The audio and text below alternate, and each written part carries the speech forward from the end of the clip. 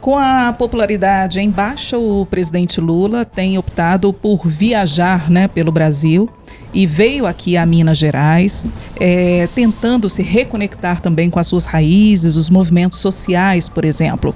E a gente vai falar sobre essa visita e as repercussões, né, dessas agendas no 3 sobre os 3 de hoje. Os principais fatos sobre os 3 poderes da República. 3 sobre os 3.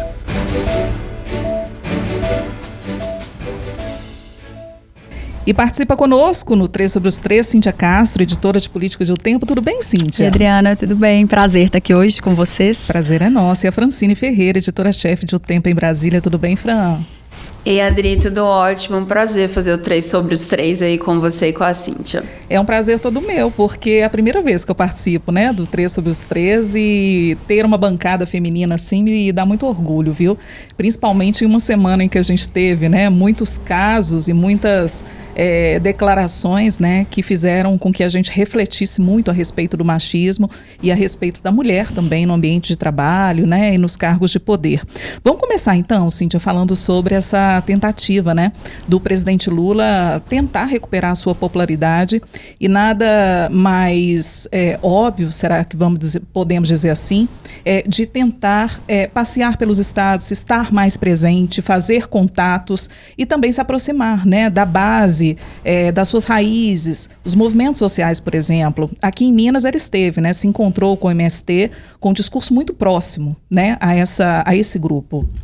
Isso, Adriana, né? É uma tentativa. Minas é um estado, né, essencial, foi importantíssimo aí, né, na eleição do presidente, e a gente percebe assim que em menos de uma semana ele teve 2 agendas aqui com públicos bem distintos, né? Primeiro, ele foi nesse assentamento do MST, né? Anunciou lá algumas medidas que eram esperadas já há muito tempo, e lá ele chegou até a dizer que ele foi eleito por causa, né, da militância, então tentando se conectar com essa base, né, que sempre foi aí muito marcante nos movimentos da esquerda.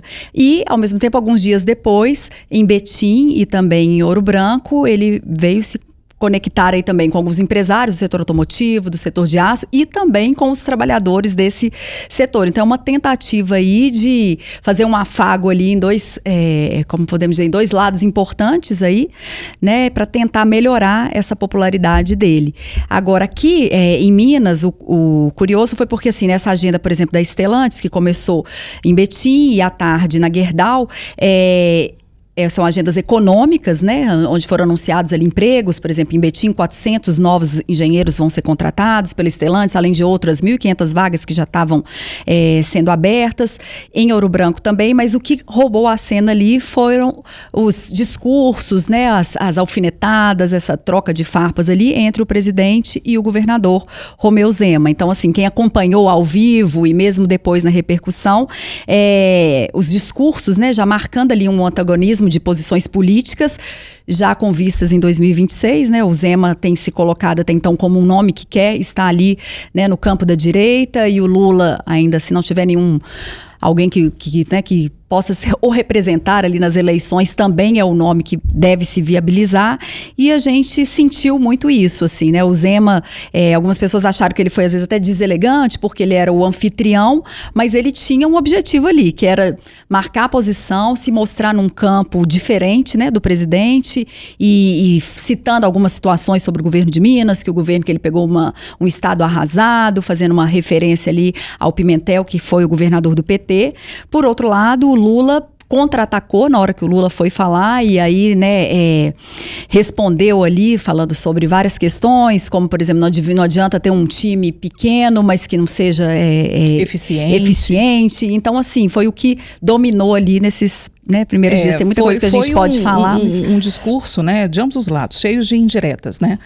O que eu percebi, pelo menos nessas 2 agendas, tanto na Fiat quanto na Gerdau, não sei se vocês vão concordar comigo, foi um Zema muito desconfortável nas 2 agendas. Não era um ambiente, né, que a gente esperasse que ele estivesse muito confortável, porque ali o presidente Lula estava cercado com seus ministros, com toda a sua equipe, né? e também participando de lançamentos e tudo mais, mas me pareceu, até pela linguagem não verbal do próprio governador, né, que ele não ficou muito à vontade ao fazer os discursos, ao escutar o que o presidente estava falando. Em alguns momentos, inclusive, se não me engano, foi na primeira agenda em que o presidente se direcionou, né? O presidente tem essa mania, né, de falar nomes assim ao longo do discurso. Não é isso, Haddad, não é isso. Então ele vai ao Zema, né? Olha no olho do Zema também e faz alguns questionamentos. Então, assim, foi realmente uma agenda que foi caracterizada por esses discursos e essas trocas de farpas. E é impressionante, Fran, como que esse assunto ganha interesse nacional, né? Porque o governador Romeu Zema é um nome que, de certa forma, entra, né, para essa disputa à presidência em 2026. E todos os recortes que a gente faz, todas as notícias que a gente publica, o interesse das pessoas em saber realmente, né, o que um pensa, o que o outro pensa. E uma coisa que me chamou a atenção, também o Alexandre Silveira, né? Veio com tudo, né? O que a gente também consegue ver em relação a toda essa movimentação que a gente viu na última semana em outras agendas também, é que o presidente Lula, ele tenta seguir, de certa forma, essa agenda, né, do Sidônio Palmeira, que chegou em janeiro para chefiar a Secretaria de Comunicação Social no lugar de Paulo Pimenta. E aí a gente já vê vários desses indicativos, como, por exemplo, né, o primeiro presidente viajando, visitando mais os estados.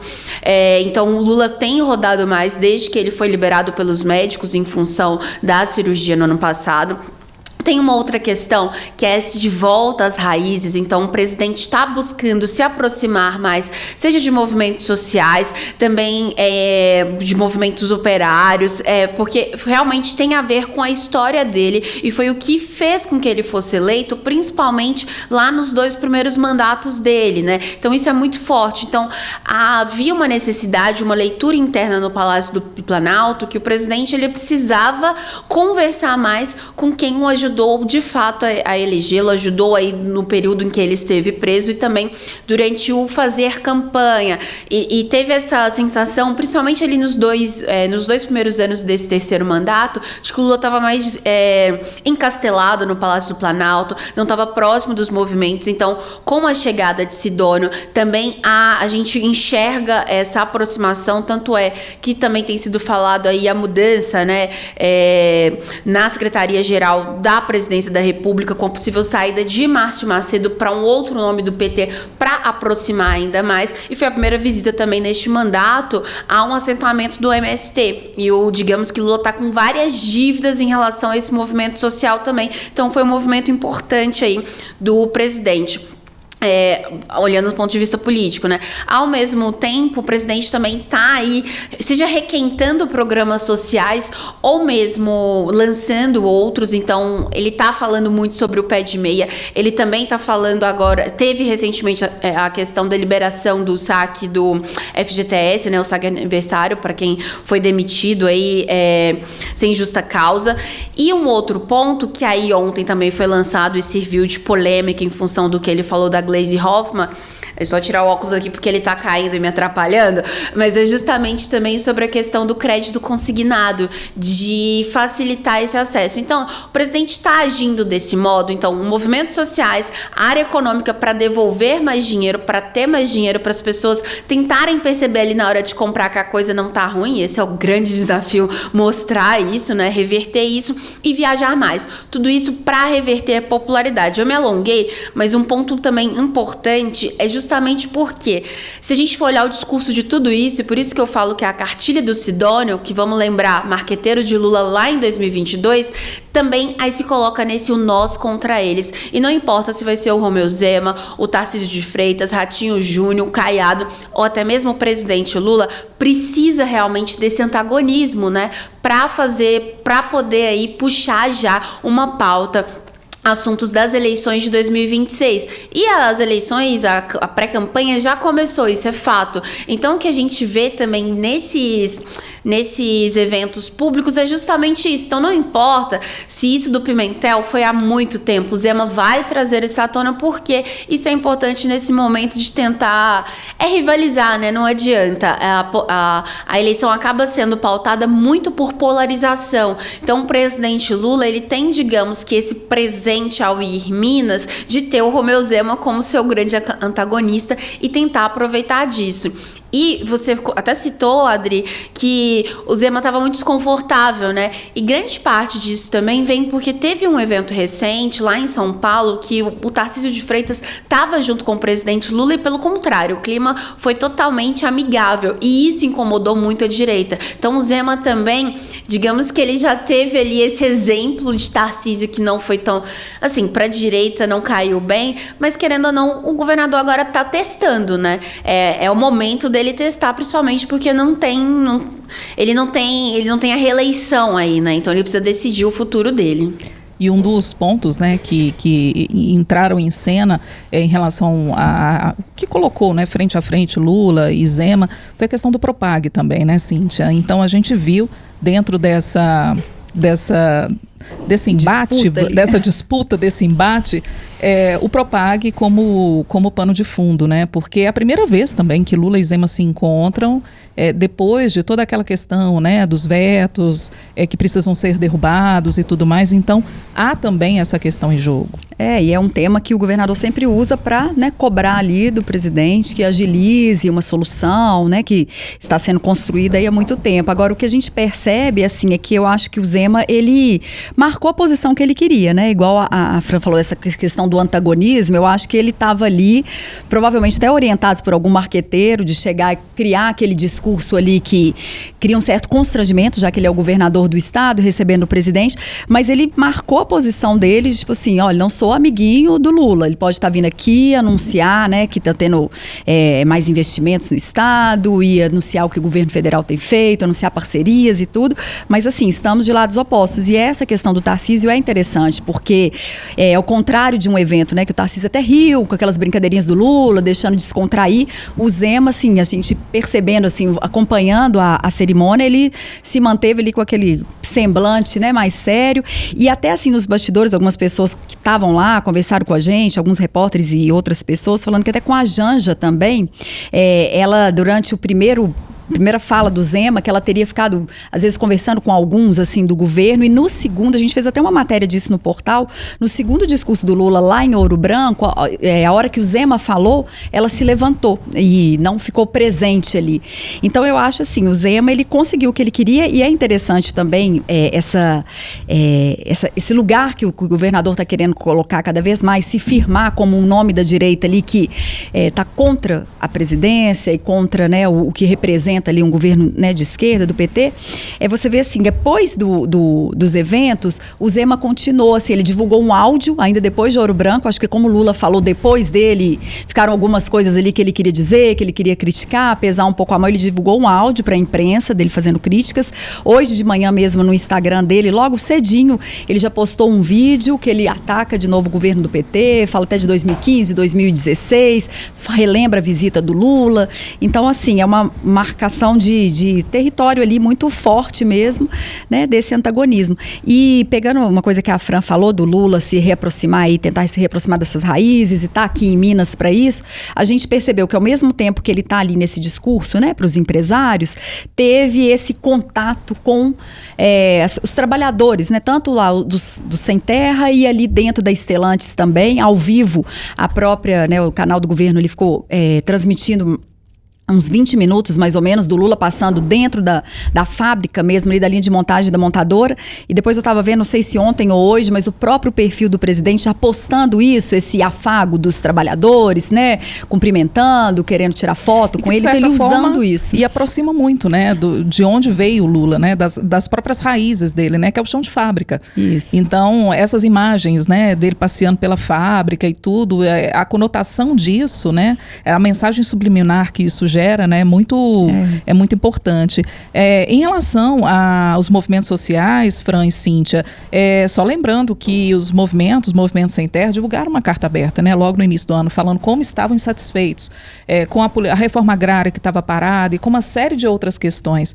Então, a importância disso também, dessa retomada, né, dos movimentos, porque, de certa forma, nessa recuperação de popularidade, se você não está bem dentro do seu próprio território, como é que você vai conseguir ampliar, né? Então, é recuperar a confiança dessas pessoas que estão ou que fazem parte, né, dessa base do presidente Lula, dar confiança. Ele falou muito sobre a reforma agrária, sobre a questão da agricultura familiar, né, e aí entra a questão dos alimentos também, que é um assunto de preocupação do governo, é um assunto que tem impactado diretamente na popularidade, né, do próprio presidente Lula, tentando fazer com que esse discurso, né, de que os alimentos que a coisa vai chegar no lugar, né, dentro daquelas pessoas que lidam diretamente com a agricultura, né, com a produção. Então, isso também é uma forma de, no meu modo de ver também, uma forma de tentar também se posicionar dentro daquele cenário ali, que ele fica muito à vontade, né? Ele falou de uma forma muito confortável ali para aquelas pessoas. Agora a gente percebe também, né, Adriana e Fran, assim, que além de, entre várias frentes aí que o governo, né, tá na estratégia aí de tentar melhorar essa popularidade, uma coisa que, né, que está sendo muito falada aí essa último dia aí, essa questão de o que o Lula fala em relação, por exemplo, à mulher, que foi esse caso da Gleisi. Então, assim, o discurso dele também, ele precisa tomar um cuidado, porque às vezes uma popularidade que está sendo reconstruída, né, em algumas frentes, ela acaba né, tendo alguns problemas por falar o que não deve. Por exemplo, é uma semana que teve o Dia da Mulher, que foi, assumiu como presidente do Superior Tribunal Militar uma mulher. Então, o próprio presidente aqui, lá em Betim, a hora que ele foi mencionar que a prefeita Marília Campos de Contagem estava lá no evento de Betim, ele citou essa questão da mulher, e aí depois, mais tarde, vai falar sobre a Gleisi, sobre a importância da Gleisi nessa nova função, e sai com essa frase de que colocou uma mulher bonita ali. Então, assim, são várias frentes que tem o preço dos alimentos, se retomar aí com essas raízes de quem o elegeu, e ao mesmo tempo um cuidado que ele deve precisar ter, né, Fran? Você pode nos falar um pouco também no discurso, para que se não desconstruir às vezes nessa tentativa. Eu imagino ontem, por exemplo, como foi, gente, deve ter tido uma reunião, né, Fran, entre o Sidônio, entre o Lula, todo mundo, falando assim, o que aconteceu, gente? Vamos tentar cercar isso aqui, porque não foi bem visto, né? Foi uma repercussão negativa geral por algumas declarações que foram dadas. E que não são falas isoladas, né? Porque em outros momentos também, principalmente no ano passado ali, o presidente também teve outras falas em que ele mesmo criou uma crise para o próprio governo, né? E na época foi muito falado dele seguir o script, mas o Lula não segue o script, isso é perceptível, né? Em todos os eventos que ele participa. Na época ele até tentou ali, na época ainda era o Paulo Pimenta, o secretário de comunicação, mas enfim, o presidente não segue. E já tiveram outras falas, como por exemplo relacionada à violência violência doméstica após jogos, né? Que ele falou, se for do Corinthians pode, algo desse tipo. Em um evento em Maceió, ele virou para uma mãe que com 27 anos, que já tinha 5 filhos, questionando quando que ela iria fechar a porteira. Enfim, tem outras falou também sobre a também. Amante, não sei se vocês se lembram, que o homem normalmente trata melhor a amante do que a própria esposa, não foi? Quando ele foi se referir no dia 8/1, ele foi falar sobre a defesa da democracia. E, além dessas, tem outras falas também complicadas, que aí passam desse campo da misoginia, do machismo, e aí vão para outros, que é, por exemplo, quando ele comparou a questão da faixa de Gaza, né, com o Holocausto. Então, assim, o presidente, ele acumula várias gafes, e nesse caso específico foi o machismo também, e isso tudo é colocado na balança justamente desse ponto de vista, de que está no momento, na queda de popularidade, para tentar melhorar isso. Isso que a gente falou de viajar mais, de se aproximar dos movimentos sociais, da própria bolha, como você bem disse, né, Adri? Tem que arrumar a casa, porque tem que ser bem visto não só por fora, mas também ali dentro, e nem ali dentro os movimentos sociais estavam muito incomodados com o presidente Lula. E, por outra parte, tem a área econômica. E ontem era um dia o quê? Que tinha esse lançamento de um projeto importante para o governo, que trata de que as pessoas consigam crédito consignado de forma mais fácil, por uma plataforma única. Então, não mais fazendo com banco por banco. Então, também tem a questão do taxa de juros. Então, era o momento de falar isso. O presidente Lula até defendeu o Haddad muito nisso, porque uma das estratégias também de Sidônio, nesse momento, é o quê? Essa questão de devolver o poder de compra, de girar mais dinheiro, então para que as pessoas consigam, ali na hora de comprar alimento, comprar mais. Então o governo também, ele está tentando achar esse caminho. Então são várias frentes. Num dia também que tinha a questão das tarifas, né, do ácido, de 25%, só que todas as questões no final se viraram para quê? Para essa fala machista dele em relação a Glaze. E Glaze que já chega a esse posto com o quê? Com a desconfiança do próprio Congresso Nacional. E essa fala do presidente, que tem gente querendo minimizar e dizendo que é um elogio, mas aí a gente pode fazer uma simples comparação. Quando Alexandre Padilha foi para esse cargo, ou assumiu, por exemplo, a pasta da saúde, ele foi falado, foi dito algo relacionado à aparência dele? Não, isso está restrito quando é uma mulher.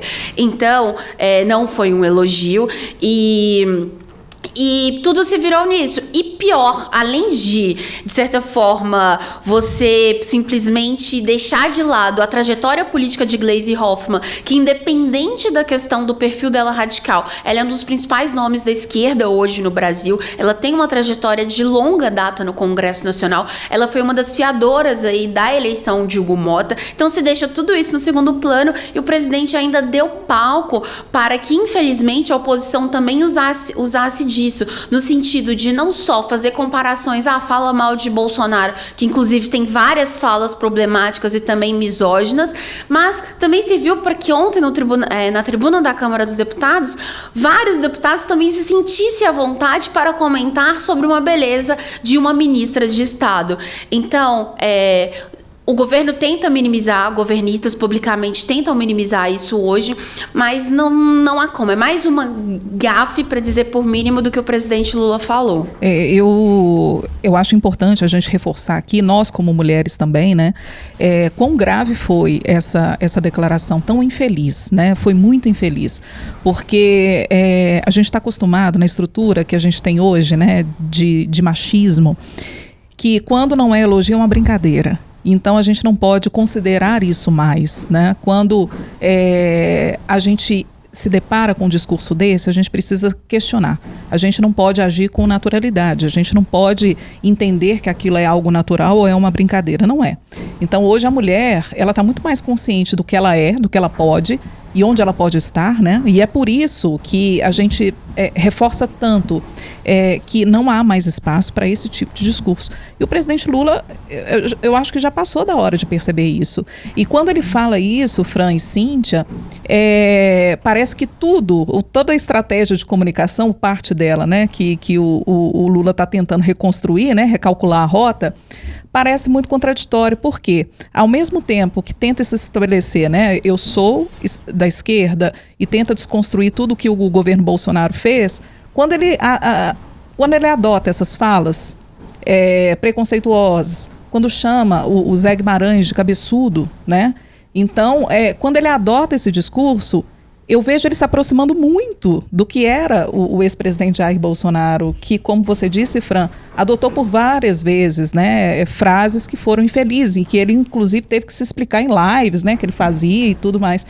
Então, eu fico pensando até que ponto, sabe? Ao mesmo tempo, ele vai para um lugar, mas retorna para o outro e não consegue ali se posicionar da melhor forma. E eu acho assim, nesse caso das mulheres, assim, o ex-presidente Jair Bolsonaro, ele tem, né, como a Fran mencionou, você também tem várias situações, talvez mais frequentes até do que o Lula, mas a diferença é porque dentro do eleitor do Lula estão mulheres que às vezes se incomodam mais, né, com esse discurso. Então, assim, além de tudo, ele acaba desagradando mais ainda pessoas que estão ali junto com ele, que vão votar com ele, que são movimentos feministas também e tudo. Então, assim, acaba, mesmo que talvez seja menos frequente do que do ex-presidente, um comentário que ele diga que não teve essa intenção e tudo, ele acaba sendo ferindo muito o público dele ali, né? Que estão essas mulheres que já têm uma consciência maior, às vezes, pro seu espaço ali e se sentem ali ofendidas diante de um comentário desse, né?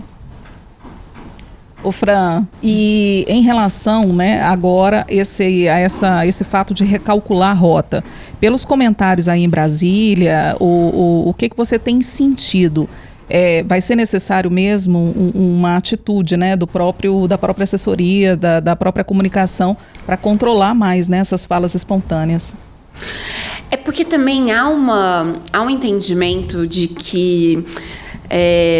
Primeiro, o Lula ele é muito conhecido, né, principalmente pela oratória dele. Então, assim, quando você pensa, principalmente ele nos 2 primeiros mandatos, em que a fala dele se aproximava ali muito das pessoas, em que ele dizia, né, na época ali de Bolsa Família, Minha Casa Minha Vida e vários outros projetos. Então, a oratória dele sempre foi muito elogiada por esse motivo de se aproximar muito das pessoas ali. O presidente Lula, ele realmente não segue script, já se tentou fazer isso outras vezes, a própria primeira-dama também já tinha comentado sobre isso, mas realmente não se faz. O que a SECOM faz nesse momento?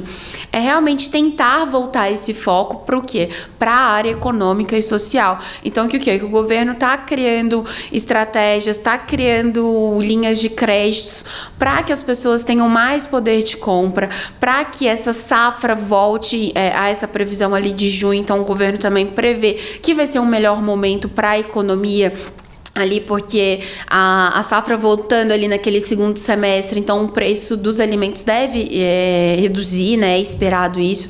Tem também o que o governo já tinha dito sobre a questão de importação, que querendo não vai ter ali alguma queda, então é voltar realmente esse discurso, digamos que para o que interessa, e tratar isso realmente ou como um caso isolado, ou que não foi bem assim, não ficar dando muito pano para manga, sabe? Até em função dessas comparações mesmo. Então, vai muito nesse sentido e no sentido de manter nessas viagens para o Estado e tudo isso, esse discurso desse antagonismo. E aí até, eu tô voltando um pouquinho ao assunto, mas porque quando a Cintia estava falando sobre isso, eu até cheguei a anotar aqui, porque quando o presidente Lula, para falar do antes, ele precisa muito comparar com o governo Bolsonaro, para dizer que é o governo do desmonte e tudo isso.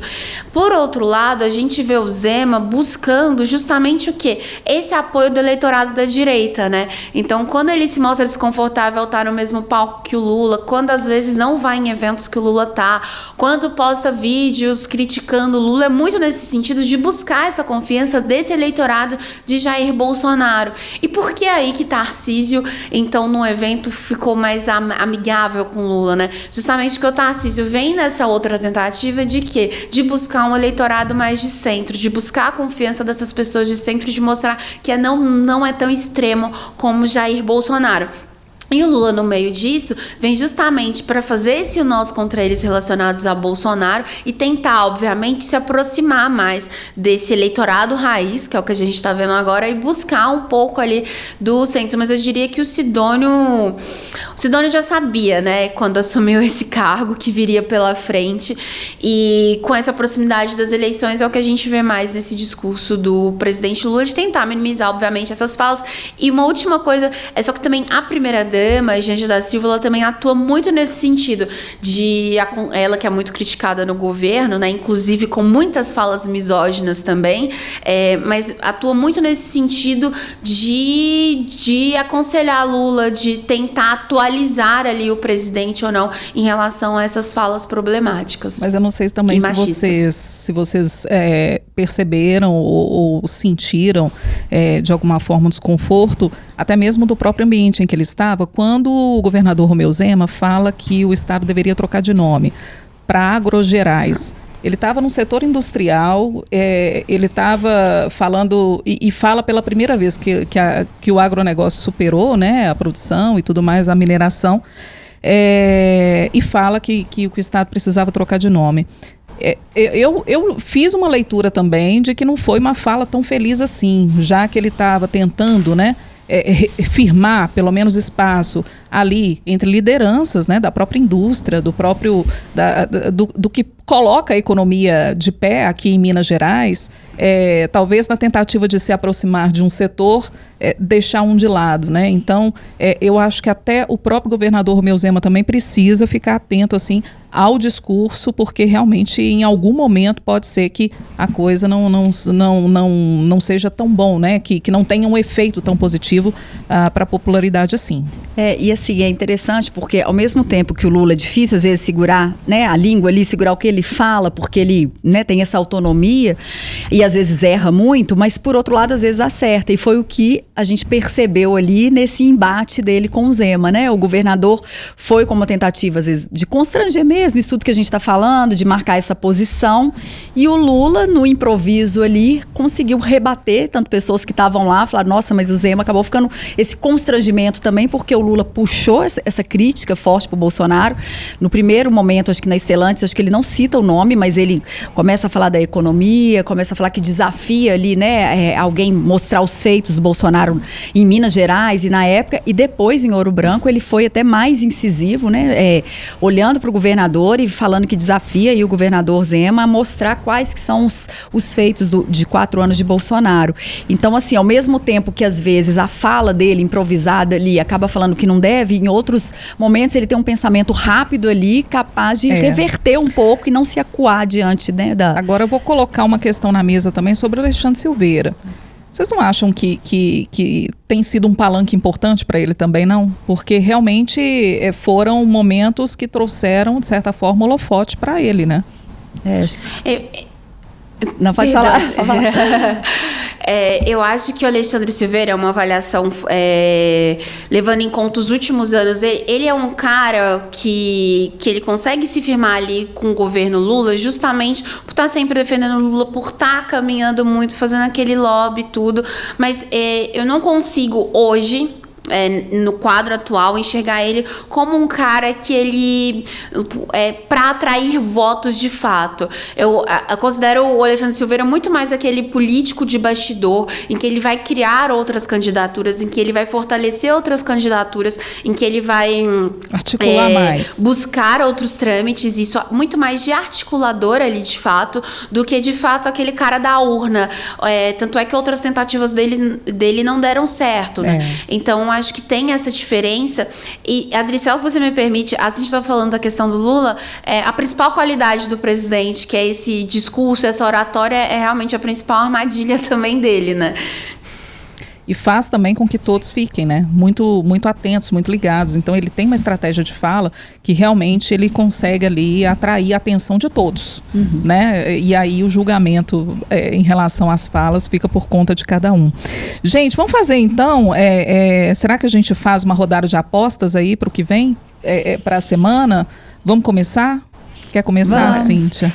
Eu acredito que no campo nacional talvez vai ser esse início de atuação aí da Glaze mesmo, nessa nova função aí dela, né? Vai ser um tema que a gente vai estar noticiando muito e curioso também, né? Para saber como é que vai ficar. Eu acho que eu aposto nesse tema, assim.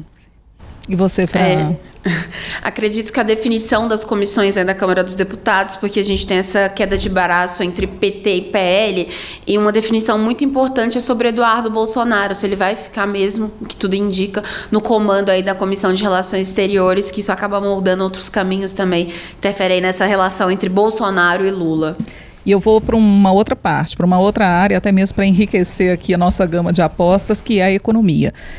Imagino que a gente vai estar ainda falando sobre a questão do preço dos alimentos, principalmente com as tarifas que estão aí, né, e afetando, de certa forma, a nossa economia e movimentando esse cenário econômico. E semana que vem a gente tem Copom, né, a gente tem a definição da taxa Selic, que a gente já tem uma indicativa, um indicativo de que haverá aumento, né, da taxa.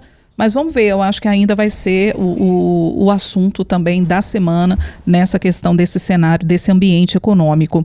Meninas, brigadíssimo, tá? Pela participação. A gente conversou aqui com a Cíntia Castro, editora de política de O Tempo. Ô, Cíntia, obrigado pela acolhida também, né? Obrigada, eu que agradeço. Obrigada a você, obrigada a Fran, que já está mais frequente aqui, né, Fran? Eu participo, vou e volto, mas é um prazer estar aqui com você. A Fran já esteve lá conosco no Tempo News, né, Fran? E agradeço sempre, tá? A participação, é sempre muito bom te encontrar. Francine Ferreira, que é editora-chefe de O Tempo em Brasília.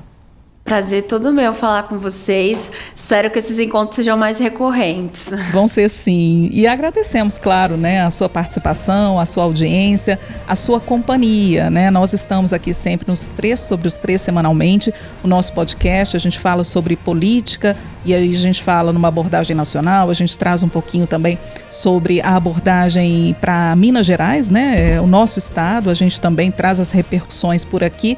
E você sempre ligado, né, nas principais notícias, nos principais conteúdos aqui na plataforma de YouTube de O Tempo. Obrigada e até a próxima.